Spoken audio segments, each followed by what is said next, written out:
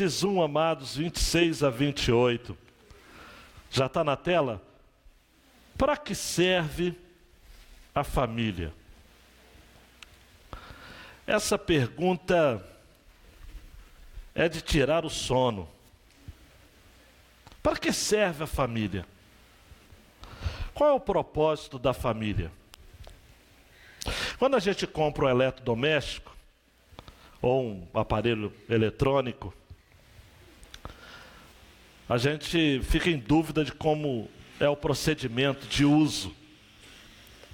Eu não sei quanto a você, mas eu sempre vou ao manual. Para que serve essa tecla? Essa outra? Quando nós queremos entender acerca do propósito da família, nós também precisamos consultar o manual do fabricante. Deus criou a família. Eu sei que talvez o pessoal que veio do retiro vai estar falando, poxa pastor, mas está repetindo. Mas eu estou repetindo sim. Eu estou há 25 anos nessa igreja falando a mesma coisa. Marcos Giovanni está careca já de ouvir. Mas eu estou nessa. E nós precisamos repetir sempre isso. Então, 3 versos da palavra de Deus. Gênesis 1, 26 a 28. Diz assim: E disse Deus, façamos o homem à nossa imagem, conforme nossa semelhança. Domine ele sobre os peixes do mar, sobre as aves do céu, sobre o gado, sobre os animais selvagens e sobre todo animal rastejante que se arrasta sobre a terra. E Deus criou o homem à sua imagem. A imagem de Deus o criou. Homem e mulher os criou. Então Deus os abençoou e lhes disse: frutificai e multiplicai-vos. Enchei a terra e sujeitai-a. Dominai sobre os peixes do mar, sobre as aves do céu e sobre todos os animais que rastejam sobre a terra. Você pode dizer amém? Amém. A base da família é o casamento. E esse texto, amados, relata sobre a criação do casamento. E atenção, casais, quando o casamento vai bem, inevitavelmente a família vai bem. Quando o casamento vai mal, inevitavelmente a família vai mal. E como que deve ser o casamento cristão? Lindo, Marcelo, dá um clique aí. Casamento cristão espelha e espalha a imagem do Deus Trino quando cultiva unidade em diversidade. Dá para a gente dizer juntos? Vamos lá? Está todo mundo vendo direitinho? Casamento cristão espelha e espalha a imagem do Deus Trino quando cultiva unidade e diversidade. Esse é o tratamento desse texto. Essa é a direção desse texto, seguindo aí a sugestão do mestre doutor Davi Murk. Casamento precisa espelhar e espalhar a imagem de Deus. Mas nesse conceito amplo de espelhar e de espalhar a imagem de Deus, esse texto que faz parte dessa porção maior das Escrituras. E deixa eu só dar uma dica para você entender Gênesis 1. Veja quantas vezes aparece a expressão disse Deus. É a chave. Tudo foi criado pela palavra de Deus, pela voz de Deus, pela direção de Deus. Daí então, quando no versículo 26 nós entramos na porção menor, em que Deus diz, olha, façamos o homem à nossa imagem, conforme a nossa semelhança, e esse plural daqui a pouco eu vou lhes explicar. Domine ele sobre os peixes do mar, sobre as aves do céu, sobre o gado, sobre os animais selvagens, sobre todo animal rastejante que se arrasta sobre a terra. E Deus então criou o homem à sua imagem, imagem de Deus o criou, homem e mulher os criou. Deus criou a família, o homem e a mulher, para que refletissem a imagem de Deus. A ideia de um espelho, em primeira análise, reflete a imagem de Deus. Disse Deus, e Deus criou. Então Deus os abençoou. Tudo é de Deus. A imagem de Deus está no homem e na mulher, na pluralidade. O homem sozinho não consegue refletir a imagem de Deus. A mulher sozinha não consegue refletir a imagem de Deus totalmente. Agora, homem e mulher, aí sim. Mesmo João Calvino, amados, em sua linguagem forte, ele vai dizer: pois afirmar que Deus criou o homem, macho e fêmea o criou, é uma forma de linguagem que significa a mesma coisa de como ele dissesse que o homem por si só era incompleto. O homem por si só é incompleto. Em Malaquias 2,15 você vai encontrar o texto: e não fez ele somente um, ainda que lhe sobrava o espírito? E por que somente um? Ele buscava uma descendência para Deus. E aí o profeta vai dizer: portanto guardai-vos em vosso espírito, e ninguém seja infiel para com a mulher da sua mocidade. Há uma completude. A glória do homem reflete a glória de Deus. Um autor já disse: assim como a lua não tem glória própria, a não ser quando vira sua face em direção ao sol, o homem cumpre o seu propósito quando reflete a glória de Deus. Porque na tentativa de afirmar a sua grandeza e independência, o homem acaba anulando o significado do seu ser.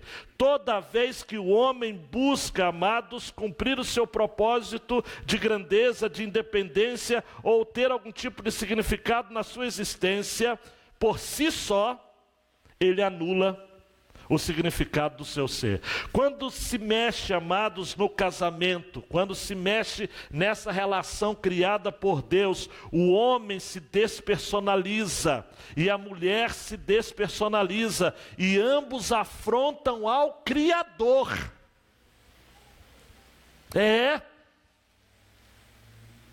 Quando há alguma relação e a mídia divulga situações com tanta normalidade, de situações que não são normais.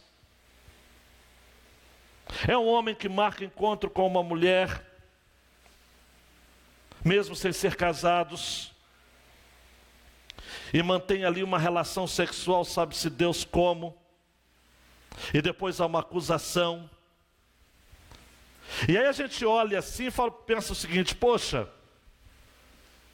é apenas um atentado à imagem do cidadão famoso. Está todo mundo sabendo quem é e eu não vou falar o nome. Mas esse fulano de tal declarou essa semana: eu quero agradecer pelo modo carinhoso e respeitoso que eu tenho sido recebido na delegacia. Mas não se trata de uma afronta à pessoa dele, ou uma afronta à pessoa dela. Aquilo que aconteceu num hotel em Paris afrontou ao Criador.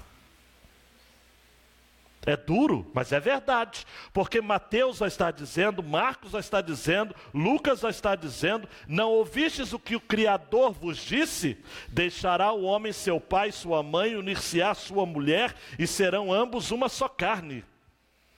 Quem disse isso? O Criador. Quando se peca contra esse arranjo familiar, se peca contra o Criador. Por isso que eu concordo com uma citação, amados, que levo como princípio da minha vida. O divórcio é uma declaração de repúdio a Deus.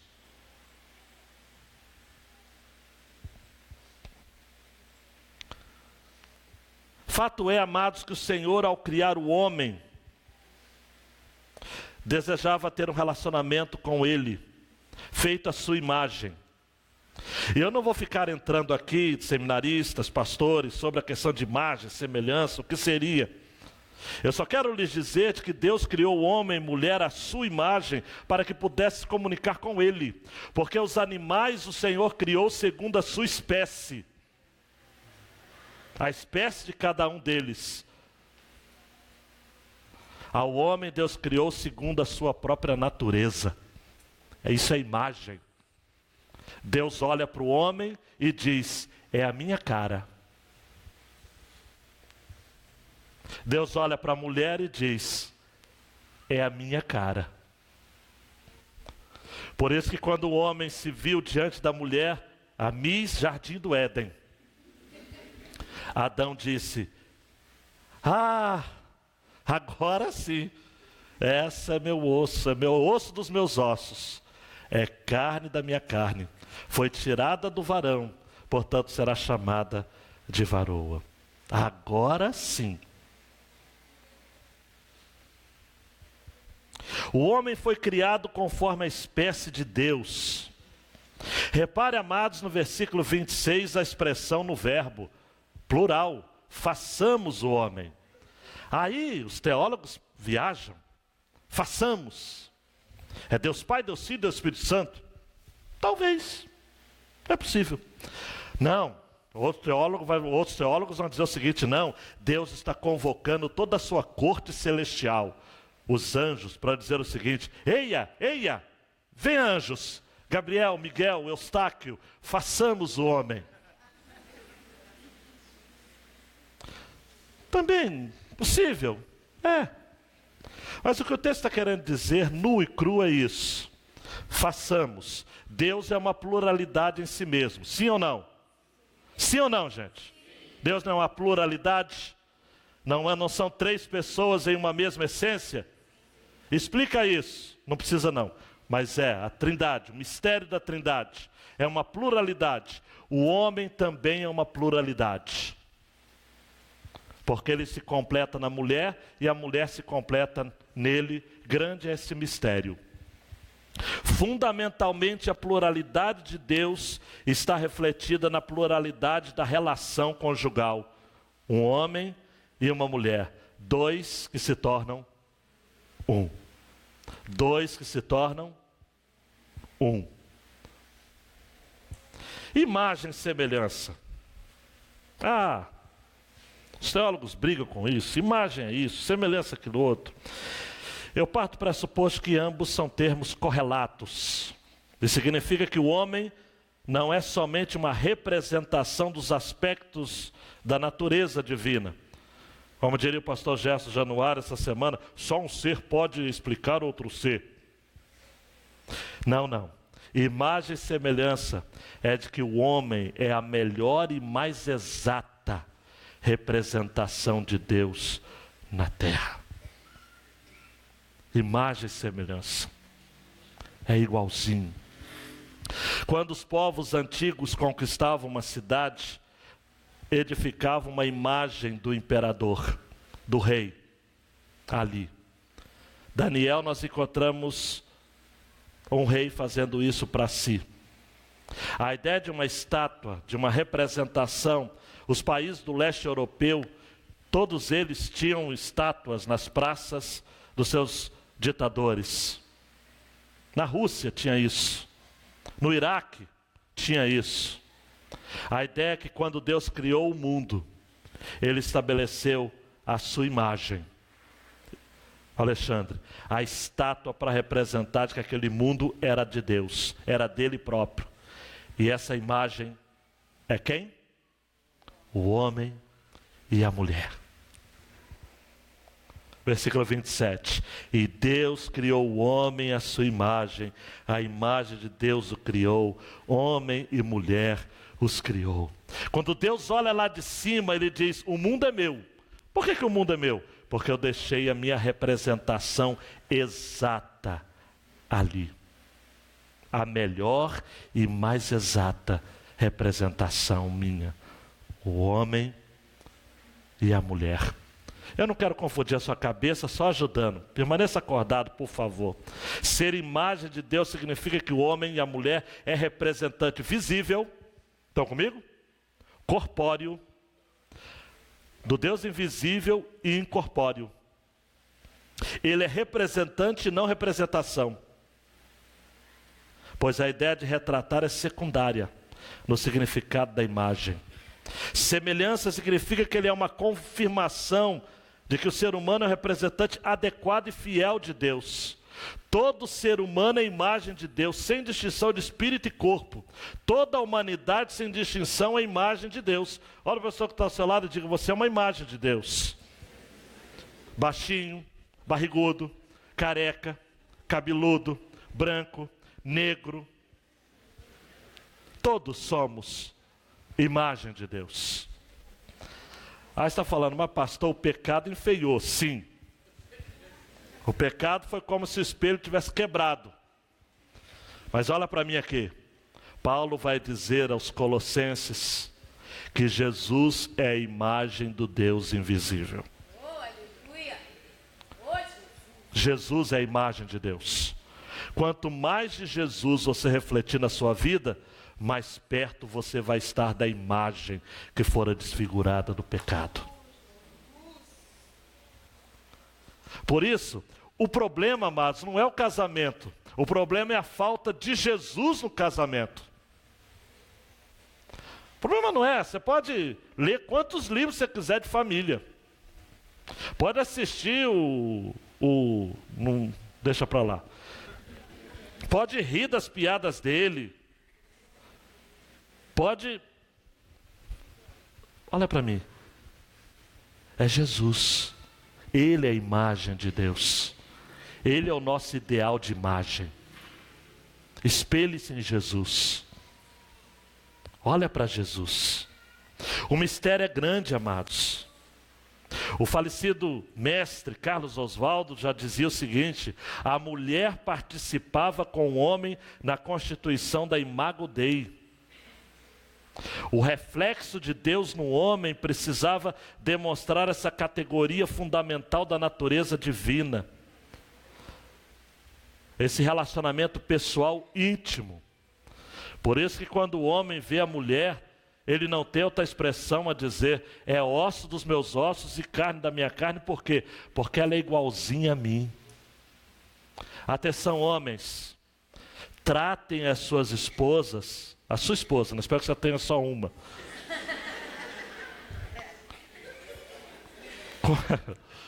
Como alguém igual a você. Igual a você. Pastor Macário, pastor Léo, se os homens tratassem as mulheres, todas elas, esposa, filhas, colegas de trabalho, com esse senso de consideração de que elas são iguais,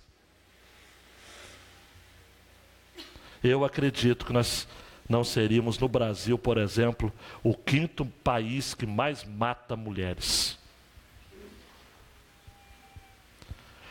Tem gente que está pensando: mas pastor, está crescendo muitos casos de feminicídios, né? Não está crescendo. Está aparecendo. Eu vejo alguns homens tratando suas esposas de tal modo que contraria totalmente o valor das Escrituras. O mistério é grande, amados. O casamento é uma sombra de como Deus é.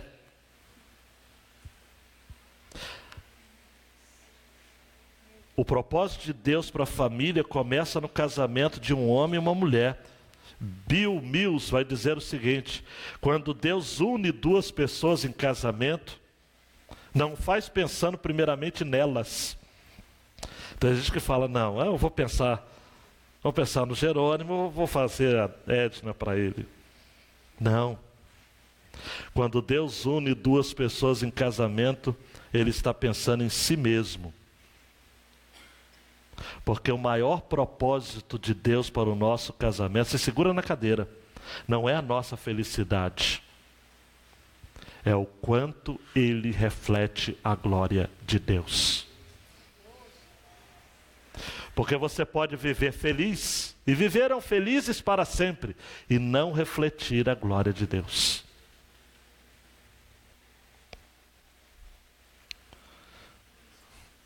O negócio do casamento não é você, é Deus.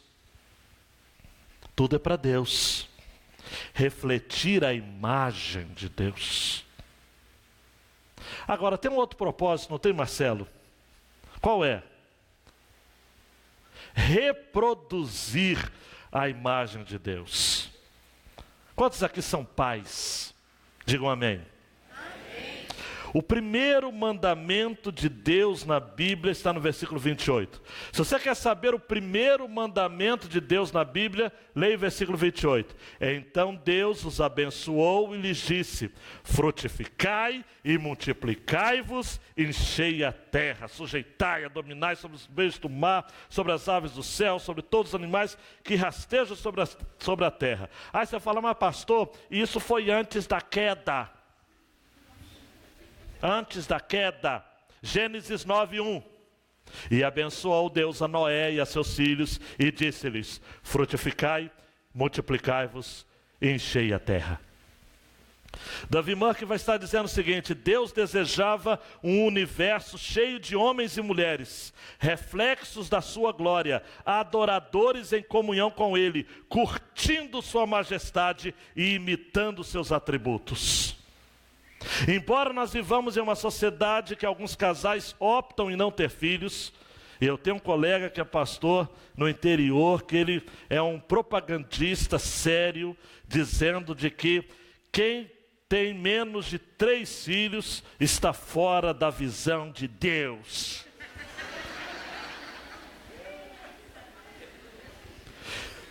E eu vivo brigando com ele. Eu falo, rapaz, isso já está virando pessoal. A Bíblia diz sim que tem que crescer, multiplicar, mas cada um tem uma aljava diferente. Você não pode dizer assim. Quando eu estou muito esquentado, quando eu falo, rapaz, você tem que respeitar as pessoas. Mas não adianta. Aí um dia nós brigamos, virtualmente, obviamente. E aí ele falou o seguinte: tá bom, Ezequias, cada casal deve ter os filhos que pode cuidar. Ele está melhorando. Está melhorando. Ele tem 3. Mas olha para mim. John Piper vai dizer o seguinte: o casamento deve trazer filhos e discípulos de Jesus. E esse propósito do casamento não visa apenas a acrescentar corpos ao planeta. A questão é aumentar o número de seguidores de Jesus na terra. A frase é boa. John Piper: o propósito de Deus ao fazer do casamento lugar de ter filhos, nunca foi apenas o de encher a terra com gente, mas de enchê-la com adoradores do Deus verdadeiro.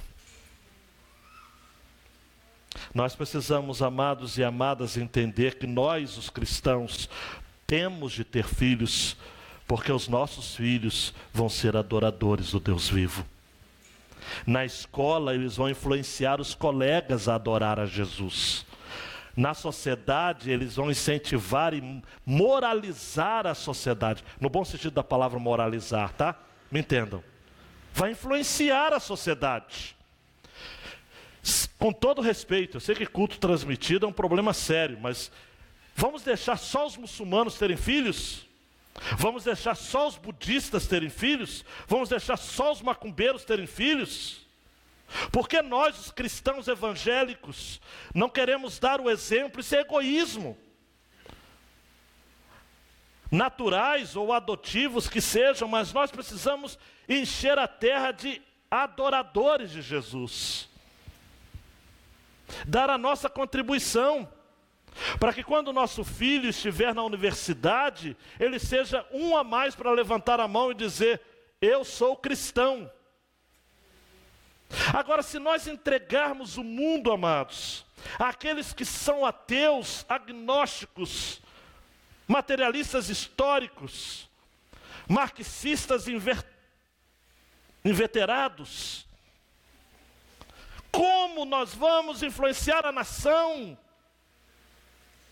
Aí você está pensando, mas pastor, então a gente tem que ter filho com essa visão. Não se trata de ter mais gente. O planeta tem muita gente.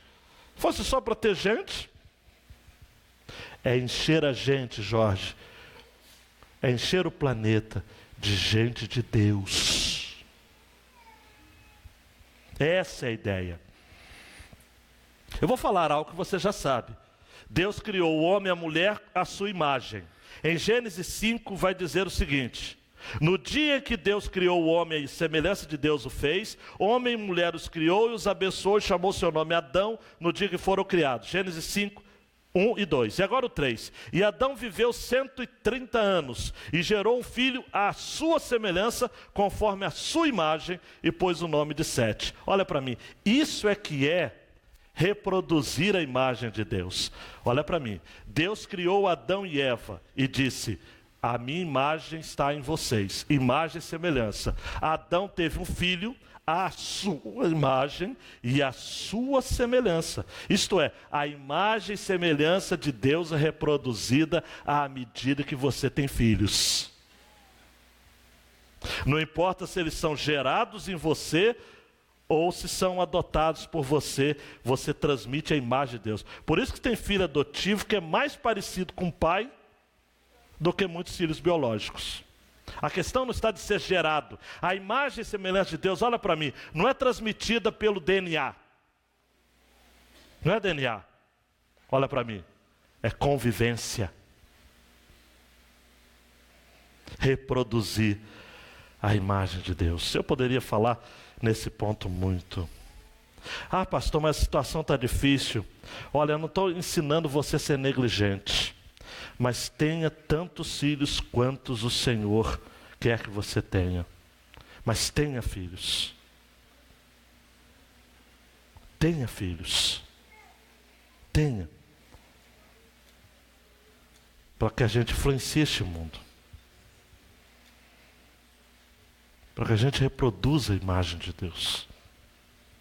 É o primeiro mandamento de Deus. Frutificai e multiplicai-vos e enchei a terra. Terceiro, Marcelo, o seu cabelo especial aí. Representar o reino de Deus. Refletir a imagem, reproduzir a imagem e representar o reino. Cabe ao homem cumprir seu papel, e aqui eu vou de Groningen, ou a escola alemã. O homem é um vice-regente de Deus, ou um delegado de Deus na terra. É um representante oficial dele na terra. Por isso que o versículo 28 vai terminar: sujeitai-a, dominai-a sobre os peixes do mar, sobre as aves do céu, sobre todos os animais que rastejam sobre a terra. Olha para mim, talvez você não tenha se apercebido disso, mas é o homem que manda na natureza, não é a natureza que manda no homem. Ah, nós somos todos frutos de um ecossistema. Você não é uma lesma.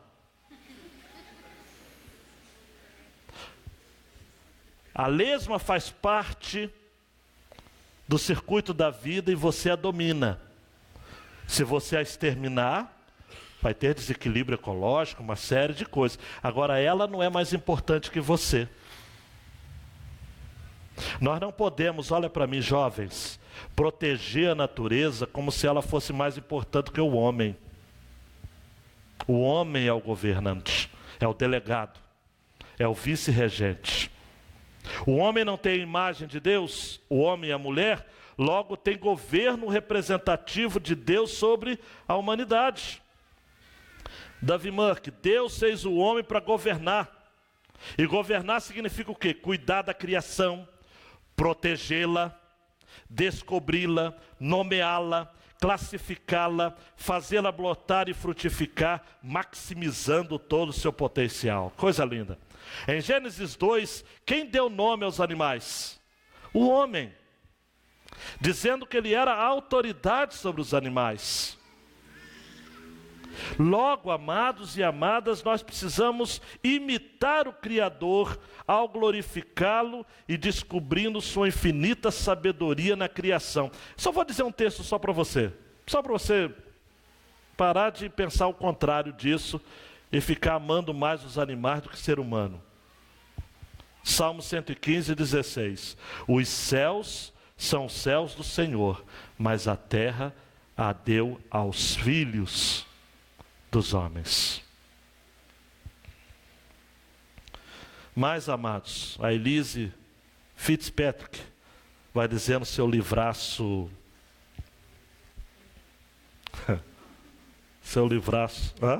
sobre ídolos.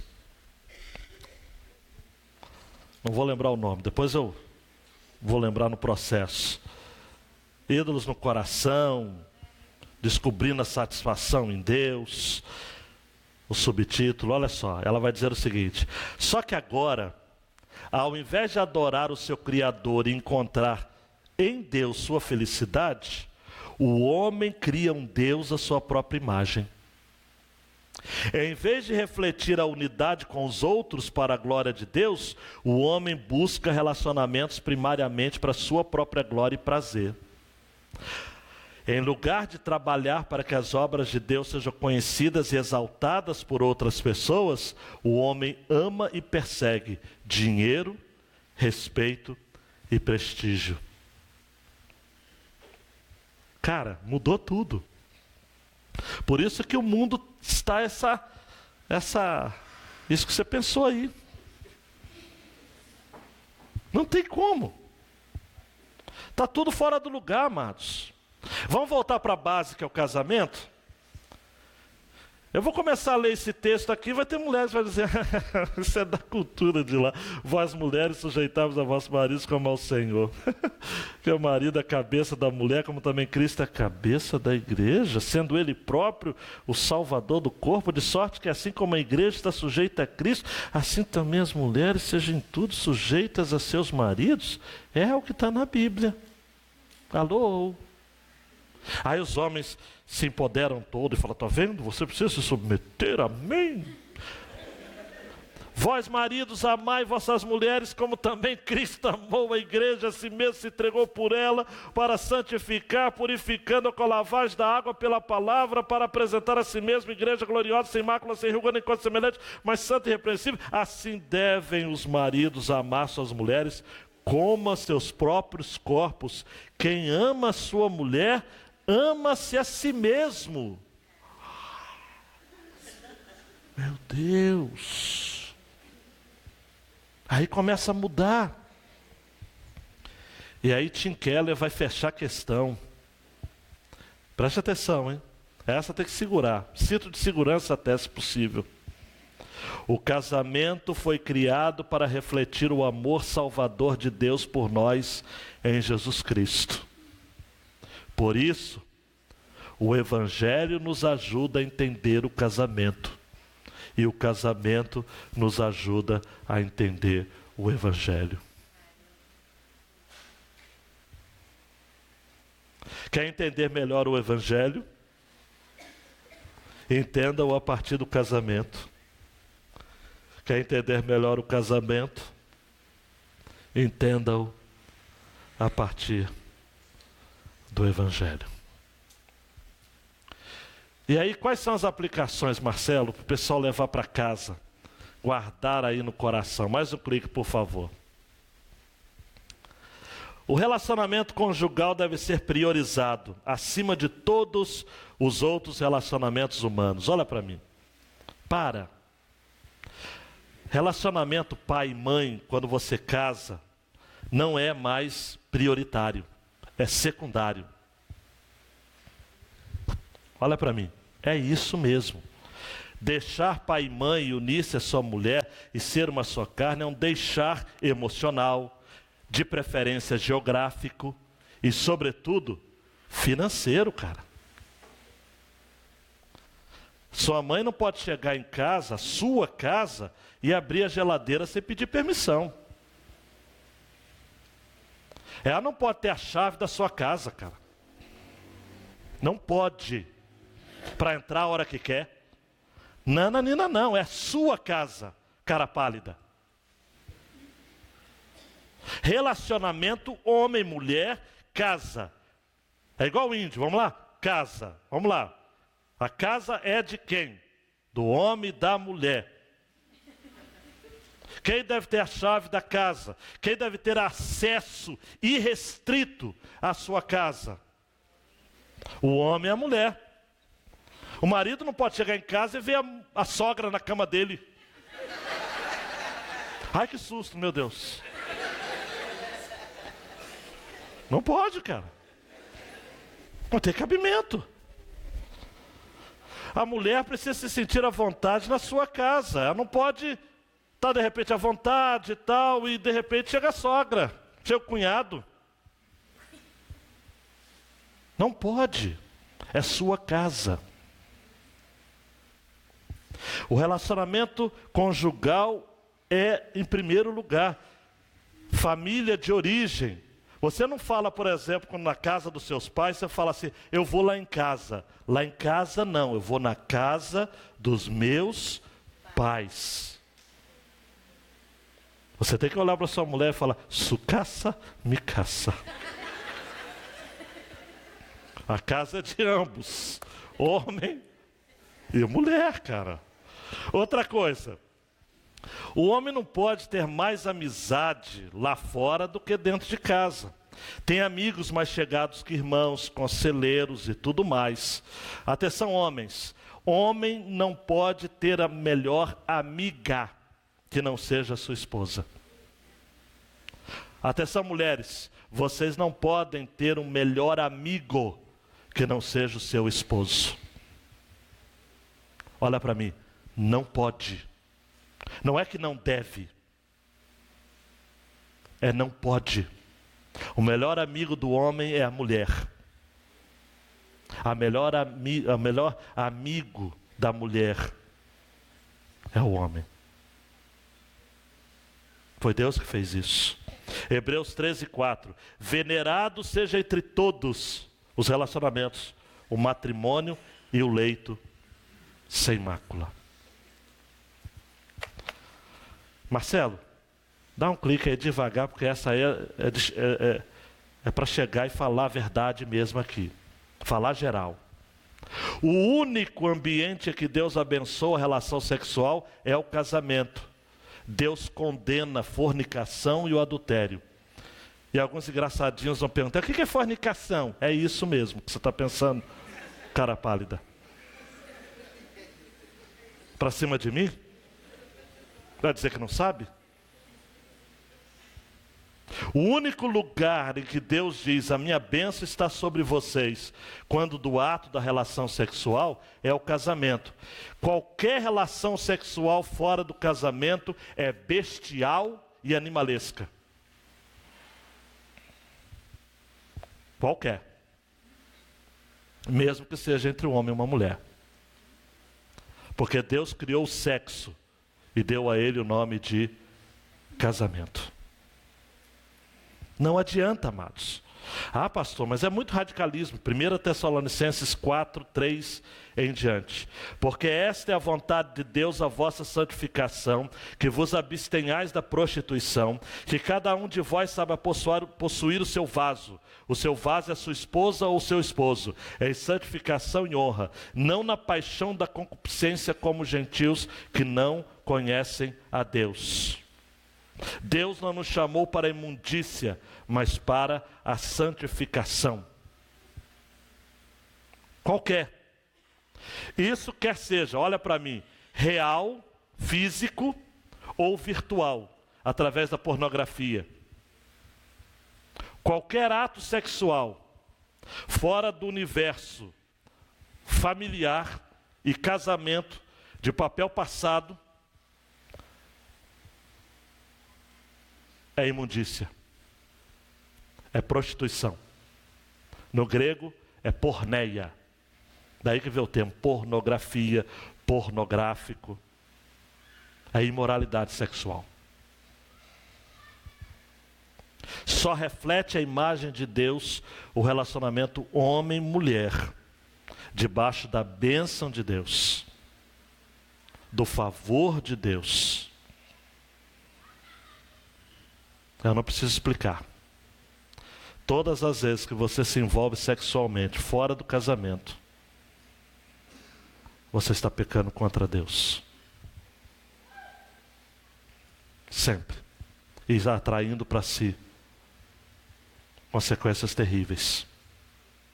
Porque isso é imundícia. Imundícia. E Deus não lhe criou para isso. Deus não nos chamou para isso. Outra aplicação. Refletir sobre a criação de Deus deve nos levar à adoração. Afinal de contas, Deus é merecedor do nosso louvor. O R. Wisby vai dizer o seguinte, falecido esse ano: quando curvamos nossa cabeça para orar antes das refeições e agradecer ao Senhor a comida que Ele provê, quando vemos o sol e a chuva que nos são oferecidos sem qualquer custo, e quando vemos o desenrolar das estações, devemos elevar nosso coração em louvor ao Criador, por sua fidelidade e generosidade. Gente, é algo tão comum, olha para mim. Você chega no seu trabalho, na Brasfels, qualquer outro lugar, restaurante, você está doido de fome, aí você vai comendo. Você come igual um animal. E o ideal é você agradecer sempre antes. Senhor, obrigado. Olha esse arroz, Senhor. Foi colhido, sabe-se Deus onde. Mas o Senhor usou homens. Veio das suas mãos. Olha que tomate lindo, caro, mas lindo, Senhor. Olha essa alface, Senhor. Olha esses animaizinhos gostosos que o Senhor criou. O frango. Ai. Tudo veio de Deus. Mas olha para mim. Apocalipse 4:11 vai dizer, só para não dizer que eu não citei Apocalipse, né? 4:11, digno és, Senhor, de receber glória e honra e poder, porque tu criaste todas as coisas e por tua vontade são e foram criadas. Todo cristão deveria ser um ecologista, sem ser um ecochato, mas ser alguém que diz, olha, toda a natureza veio de Deus. Eu não vou caçar espécies em extinção, não é porque eu vou estar pecando contra a legislação ambiental, é porque eu vou pecar contra Deus. Eu não posso trazer para minha casa uma caça proibida. Não posso. É Deus. Tudo é de Deus. Marcelo, mais um clique aí. Impossível entender a imagem de Deus se apontar para Jesus, amados. Ele é o melhor de Deus que não está por vir. Me desculpa o poeta, o melhor de Deus ainda está por vir. Já veio. Jesus já veio. E Colossenses 1,15 vai dizer que ela é a imagem do Deus invisível, o primogênito de toda a criação. Jesus, amados. Quando você começar a ver Jesus no seu cônjuge, quando você começar a ser como Jesus ao seu cônjuge, as coisas vão começar a mudar no seu casamento. Atenção, filhos. Quando vocês forem para com seus pais como Jesus é em relação ao Deus que é Pai, isso vai mudar. Eu garanto que vai mudar. A última aplicação aí, Marcelão. Estamos sendo transformados processualmente. Eu guardo essa palavra processualmente. Repita comigo, processualmente. Palavra difícil, mas é para sermos melhores maridos, esposas, pais, mães, filhos e filhas. Porque olha para mim, a imagem de Deus, ela foi perdida no Éden, restaurada em Jesus, mas aí tem todo um processo. Todo um processo. Paulo vai dizer em 2 Coríntios 3,18: mas todos nós, com o rosto descoberto, refletindo como um espelho a glória do Senhor, somos transformados de glória em glória, na mesma imagem como pelo Espírito do Senhor, de glória em glória. Então você não é um espelho que reflete a imagem de Deus, você está sendo um espelho a cada dia. E tem hora, queridão, que o espelho começa a rachar, e o Senhor vai e diz de novo, de glória em glória, segundo a minha imagem. Porque Deus está, olha para mim, Deus está na eternidade, está desde a eternidade. Romanos 8, 29. Primeiro ele lhe conheceu, depois ele lhe predestinou para ser conforme a imagem do seu Filho. E o verbo no grego aqui é o auristo, né? É uma ação completada no passado com desdobramentos eternos. Ele conheceu de uma vez por todas e lhe predestinou para ser conforme a imagem do seu Filho. E Deus a cada dia, preste atenção nisso, Deus a cada dia olha lá de cima para você e diz o seguinte: está no processo. Fulano está no processo. E cada um aqui está num processo diferente. Mas o que importa, mas olha para mim, a questão não é você chegar primeiro, ou ser... o pastor Luiz Fernando não falou que o Jonas Madureira entendeu Gênesis 1 como um grande teatro, em que o ator não precisa perseguir o Oscar. O ator precisa apenas decorar o texto e ser fiel ao texto, ao script. Preste atenção. Dando mais um clique, hein, Marcelo? A questão é estar junto de Deus. Aí eu quero terminar com uma história assim que me... Ai, como essa história me impactou. Diz que uma senhora estava se mudando junto com seu filhinho. Mas ela estava muito triste porque ia deixar sua cidade onde morava tanto tempo. E aí o seu filho compreendeu a tristeza dela e desejou consolá-la. Então, enquanto estavam transcorrendo a viagem, o garotinho olhou ao redor, olhou pela janela, viu o rio, a floresta. Ele pensou: meu Deus, o que eu vou falar para minha mãe? Por fim, aquela criança olhou para cima e disse assim: veja, mamãe, o céu de Deus ainda está sobre nós e Ele está indo conosco. E aí a mamãe disse assim: filhinho, você está certo. O céu de Deus estará em qualquer lugar onde formos e sempre o teremos sobre nós. Preste atenção, este é o processo de Deus na sua vida, como homem, como mulher. Olha para cima. O casamento que espelha e espalha a imagem de Deus, cultiva essa unidade entre homem e mulher em diversidade, porque tem a bênção de Deus. E aonde quer que você olhar e estiver, você vai olhar para cima e você vai ver o mesmo céu. O mesmo céu que está aqui em Angra dos Reis, está lá no Rio de Janeiro, Minas Gerais, São Paulo, fora do país. É o mesmo céu, é o céu de Deus. E Deus garante que Ele vai estar com você.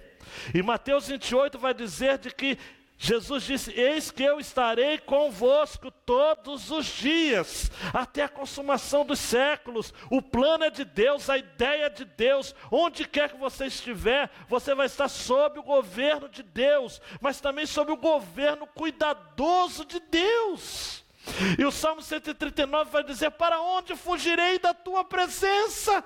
E a resposta é: lugar nenhum. Lugar nenhum.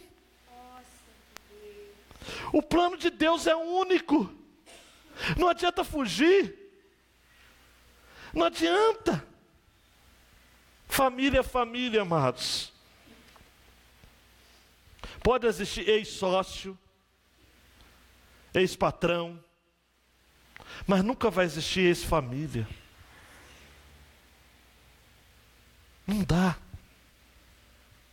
A família existe para refletir a verdade do Evangelho, e o Evangelho existe para refletir a verdade da família. Não tem como.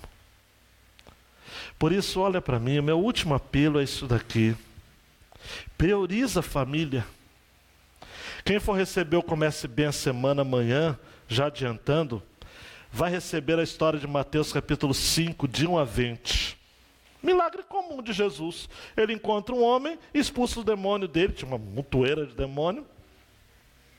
Qual o diferencial do endemoniado de Gadara, ou ex-endemoniado, dos outros textos?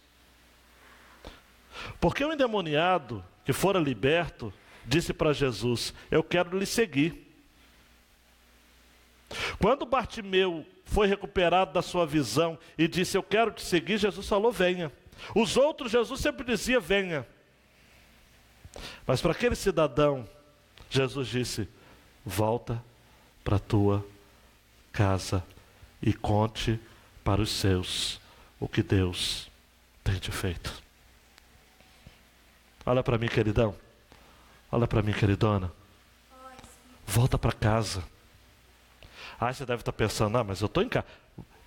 Olha, peça a Deus discernimento espiritual. Eu falo como homem de Deus na sua vida. Volta para casa, porque você está lá, mas não está. Volta para casa. Volta com o coração para casa. Volta de intenções em casa. Volta de verdade para casa. Seja uma testemunha viva daquilo que Deus fez na sua vida. Volta para casa.